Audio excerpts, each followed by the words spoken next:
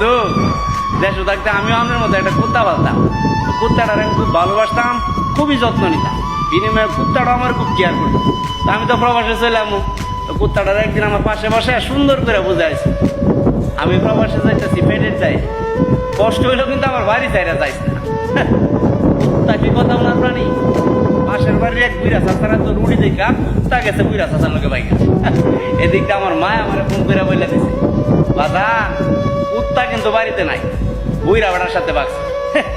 কষ্ট পাইছি আমি, সাংঘাতিক কষ্ট পাইছি। একটা কুত্তো আমার কথা রাখতো। এদিকটা মনের রাগে গুছাই 10-10টা বছর প্রবাসে কাটাইছে। ওই দিকটা কুত্তা রয়েছে কপাল খারাপ। ওই বুড়া চাচা নাকি মরে গেছে, রাস্তার কুত্তা রাস্তায় নামে গেছে। এমন কুত্তাটা নাকি আমার বাড়িতে যাইতে চাইতেছে বন্ধু, বুঝছেন? এমন আপনি কোন বন্ধু 10 বছর আগের কুত্তা এমন কি আগের মতো আছে? জিরবালাম হয়ে গেছে কেন? এমন কি কুত্তার আমার বাড়িতে না সম্ভব হবে বন্ধু? অ্যাকচুয়ালি কথাটা কুত্তার জন্য ছিল না, যারা আমার মতো কুত্তা পালতেন তারাই বলতেন। এই ভাইটা একজন মালয়েশিয়ান প্রবাসী, কিন্তু এখানে কুত্তা বলতে বুঝিয়েছেন তার ভালোবাসা মানুষটাকে। যে ভালোবাসা মানুষটা তাকে আশা দিয়েছিল, তাকে প্রত্যাশা দিয়েছিল, তাকে স্বপ্ন দেখিয়েছিল, তুমি দেশের বাইরে যাও, নিজের কেরিয়ার শক্ত করো, যত কিছুই হয়ে যাক তোমার সাথে থাকবো। মানুষ কথা দেয় শুধু মুহূর্তটাকে সুন্দর করার জন্য।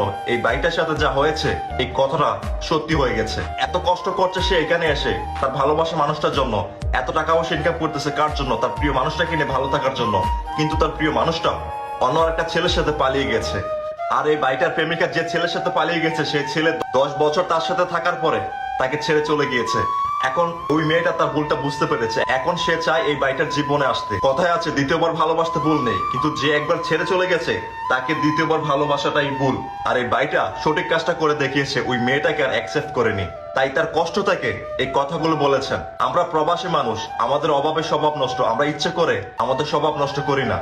আমরা এখানে আসি, পরিশ্রম করি ভালোবাসা মানুষটার জন্য, প্রিয় মানুষগুলোর জন্য, পরিবারের জন্য, কিন্তু শেষ পর্যন্ত আমাদের সাথে এই কাজগুলো হয়ে থাকে।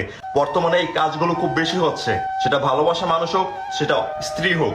আমাদের সাথে কেন সবসময় এরকম হয়? কথায় আছে না, তুমি যার সাথে যেরকম করবা নিয়তি ঠিক সেইভাবে তোমার সাথে সেই কাজটাই করবে, সেটা আগে হোক কিংবা পরে হোক। এখন সেই আপুটা তার ভুলটা বুঝতে পেরেছে, এই ভাইটাকে কষ্ট দিয়ে যখন তার সাথে ঠিক সেই কাজটা হয়েছে। এখন 10 বছর পরে সেই আপুটা ফিরে আসতে চায়, কিন্তু এই ভাইটা তাকে মানা করে দিয়েছে। একটা সম্পর্ক বেঁচে থাকে বিশ্বাসের, সম্মানে, ভালোবাসায়। যখন বিশ্বাসটা ভেঙে যায়, সেই সম্পর্কে যত ভালোবাসা দেখাক না কেন অপর মানুষটা, এরপরেও সেই ভালোবাসাটা, সেই সম্পর্কটা আগের মতো জোড়া লাগে না। এরকম সম্পর্ক থেকে একা থাকাই ভালো। যারা প্রবাসী মানুষদেরকে অযোগ্য মনে করেন, তারা এতটা অযোগ্য না ভাই। তারাও ভালোবাসা পাওয়ার যোগ্যতা রাখে, তারাও সম্মান পাওয়ার যোগ্যতা রাখে।